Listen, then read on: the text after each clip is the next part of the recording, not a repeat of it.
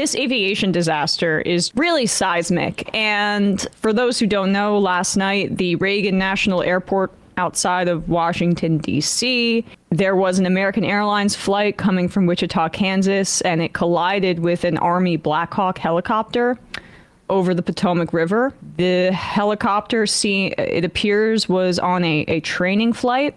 And as I said in the headlines, it's the deadliest aviation disaster in U.S. airspace since 9/11.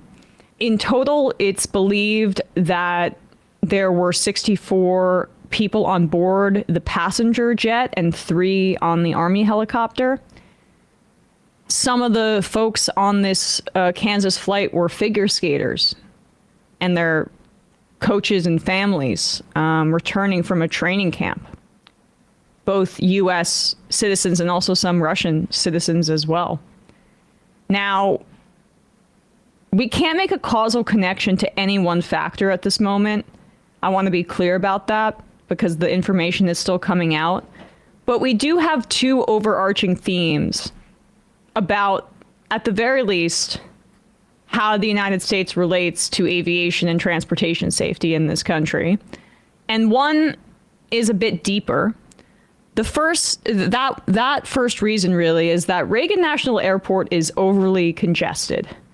If we could pull up the Washington Post article here, they did a good job this morning of breaking some of this down.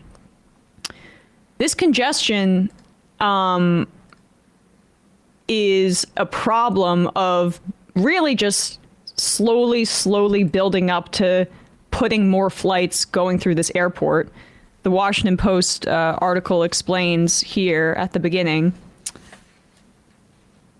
The airspace along the Potomac River where an Army helicopter and an airliner crashed Wednesday night poses some of the most complex challenges in the country for pilots, requiring them to rely on layers of procedures and electronic safeguards to avoid a catastrophe.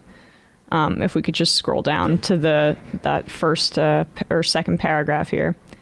Military Coast Guard helicopters frequently fly low over the river, sharing the skies with planes on the heavily used takeoff and landing routes for Washington's Reagan National Airport. Congestion in the skies and on runways and taxiways around the airport has raised safety concerns for years. National was built to handle 15 million passengers annually. It now handles 25 million. And keep going because there's a little bit more I wanted to get to in terms of the context. Lawmakers proposed in 2023 to add more flights at National to serve new long-distance routes. Opponents of the idea raised questions about safety. Last year, as part of legislation to fund the FAA, Congress added 5 round-trip flights. The decision came over objections of members of the D.C. area congressional delegation who have long argued that the airport is at capacity. U.S. airlines have had a strong safety record in recent years, with the last mass casualty crash occurring in 2009. Federal aviation officials have scrambled to respond to a spate of near collisions at airports around the country that began in 2023. Industry leaders said they were a warning sign that there was a risk of a crash as air traffic bounced back from pandemic-era lows. The FAA has investigated at least 3 close calls at National in recent years. 2 occurred in quick succession last year, heightening concerns. In one, air traffic controllers instructed a Southwest jet to cross a runway while a JetBlue plane was starting its takeoff roll down the same runway. In the second incident, an American Airlines jet preparing for takeoff nearly collided with a King Air plane that was landing on a shorter runway nearby. The FAA was investigating both incidents. Now, this fight goes back to also it's the gradual increase of flights at this particular airport. Again, this is the airport that our lawmakers fly through. So their incentives are both personal and then also related to wanting more flights to the areas that they represent. This article from Maryland Matters about this was really interesting. This is the bottom section, Matt. Yep. They go back to this FAA reauthorization fight in 2024 when these DC area lawmakers from Virginia and Maryland were fighting back.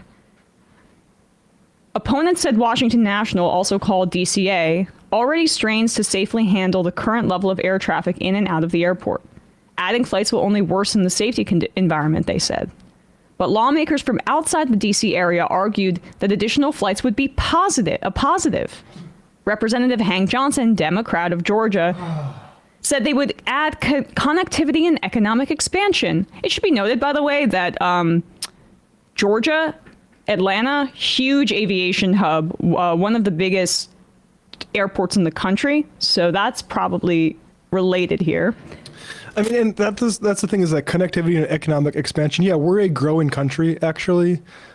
There's a, I mean, I guess that's a Democrat saying that, so I can't even hit him on the small government thing. We need to be expanding the safety things of this first, and stop just expecting the benevolence of growth to cure all problems. And like, you know, look, this is also, it's a Republican House at this time, so they lead the committees and they decide what's going to be added to the FAA authorization. So it's still tilted towards the Republicans, but yeah, that Democrat saying that is extremely depressing. Representative Burgess Owens, Republican of Utah, also applauded the extra flights. This legislation was designed not for one airport or one airline, but for all of us, he said. It gives more convenience, more opportunities to families traveling into Washington, D.C. The 5 new routes have not been selected, but some members, including Senator Ted Cruz, Republican of Texas, who is the ranking member on the Senate committee that oversees aviation. By the way, now that the Republicans took back the Senate, he is the leader, have speculated that San Antonio could be one beneficiary. And by the way, that's what happened. Gives opportunities to families. No, you guys want more flights into where you work. Exactly. And, you know, they're responding to industry, and they're hearing, I think, from these airlines, this is how the sausage gets made. There was and then this article cites this analysis from Temple University's Fox School of Business, where they found that transportation committee chairs saw flights to their districts increase by more than 5% on average from 1990 to 2019. The analysis, which was published last year in the academic journal Organization Science, also showed that airlines increase direct service to Washington, D.C. From a chair's district. The numbers generally reverted to normal after the chair's term. So this is how this works. And that's the overall, like, systemic, bipartisan, frankly, problem that we're seeing here. But then we have the short-term story that's related directly to Donald Trump and Elon Musk. Now, so this is an article from The Verge pointing this out from this morning, that Elon Musk pushed out the head of the FAA ahead of Donald Trump taking office. Musk has publicly clashed with the FAA and its former chief, Michael Whitaker. Now, Whitaker stepped down just before Trump's inauguration in anticipation of being fired, and now the FAA doesn't have a permanent leader at this current moment because Elon Musk had tweeted something about him. Just scroll down a little bit here, Matt. Michael Whitaker stepped down as FAA administrator on January 20th, the day of Donald Trump's inauguration, after clashing with Elon Musk, whose company SpaceX is regulated by the agency. Musk publicly called on Whitaker to resign after the FAA fined SpaceX for failing to get approval for launch changes.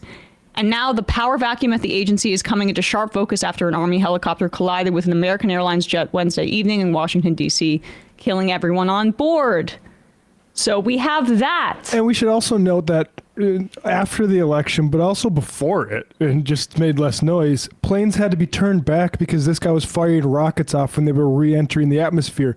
This guy is a threat to your safety in all of these places. And I mean, talked a lot about what he's doing in Texas, and sort of space. It's space pollution, literally. It's something that like Neil deGrasse Tyson was talking about back in like 2008 of like, we're putting up so much stuff in the skies, and some of it just falls back down to Earth.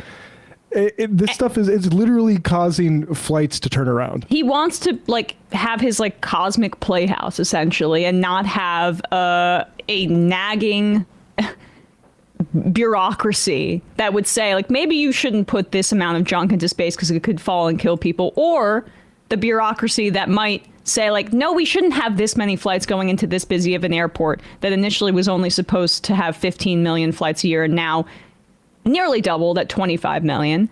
So that was on Inauguration Day.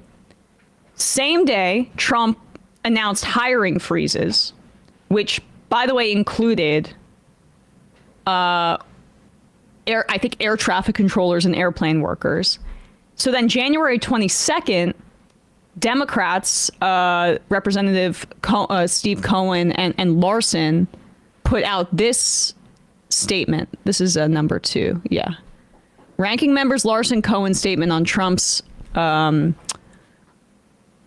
dangerous freeze of air traffic control hiring. That was 2 days later, January 22nd, 2025. And now, January 29th, the evening of, what do you know? What happened? There was an incredible disaster. We don't know for certain that that's exactly what happened, but we do have this from a reporter of Mother Jones, who said last night, was literally talking to the union representing federal air traffic controllers earlier today about how there's already a major shortage of air traffic controllers, and the resignation offers they just got from OPM could seriously endanger public safety. And last night we saw what happens when the government doesn't work. So again, it's too early to draw causal connections, I think. Although but the elements are pretty clear. The elements are pretty clear. And the original part of what I'm saying about the increase in these flights to this airport clearly, I think, is a major issue that's independent of the second piece of the Trump administration's influence on this. But even if you can't draw a causal connection to these hiring freezes and to what that Mother Jones reporter was saying, and to the dysfunction that Donald Trump has created, know that this is what their vision is for the future. With Project 2025 and vote and the dismantling of the administrative state, the people that make our travel safe, the people that make our food safe, the people that inspect the drugs that we're ingesting into our bodies, they want those folks all gone so that the billionaires don't have to deal with the cumbersome burden of having to actually provide people products and services that don't kill us all. And that is the goal of the Trump administration, to loot the administrative state and give free rein to those very industries that they already serve. So regardless of I also should say the other theory is that it was DEI. Duh. It turns out you need to have priorities, and we're not going to be able to have just infinite growth without attending to safety and infrastructure that's going to allow that, and like infinite military sort of maneuvers flying around because we're all of a sudden reopening Guantanamo to start concentration camps. It turns out we can't do all of the above, and we don't like Pete Buttigieg here politically, and a big problem with him. But I'll just say, fixing bread prices for a consulting agency applies a little bit more than being an MTV Christian like Sean Duffy now, who is the transportation secretary. These guys are jokers, and to hear them come say we're looking into it, like I what a joke this entire, and Elon Musk firing these people, what a joke this administration is. I mean, they're already going to blame DEI. It doesn't matter. It won't even matter if the identity they're going to make DEI popular. They're repeating it over and over again, which the Democrats could learn from. I mean, God. With the level of repetition that the Republicans engage in terms of messaging, they say the same thing over and over again, and how stupid it is, but it's still able to get across. Can you imagine if we had that same kind of discipline with the Democratic Party? But it's all a coalition of never Trumpers all the way up to the squad, and there's no consistency on anything. And they're still just like struggling to respond and meet this moment. And I'm hoping that the reaction, like, I think Trump overreached with that. I'm going to shut down the government that he did yesterday. And I'm not sure if you guys, I'm sure you talked about it quite a bit. Yep. But the fact that there isn't a blitz of Democratic Party spokespeople saying the exact same thing right now about Donald Trump endangering Head Start and SNAP, necessary things that feed and educate people in our society, and the turbulence that cause, it's a failure. And like, for all of our sakes, they have to get it together and figure out a way to actually attack this administration. And one final point before we get to our first guest in the ads, but the people are already there. The people sense of urgency from the, and I'm just not just talking about like, you know, far left people that are always sort of keyed up on this stuff. I'm talking about normie people too. They are desperate for any sort of sign that there's urgency and not the complacency that has, you know, sentenced us to where we're at now. Hey folks, don't forget to hit the subscribe button and check out our daily show. We do it every day at 12 p.m. Eastern for about 2.5 hours. We even take phone calls. You should check that out.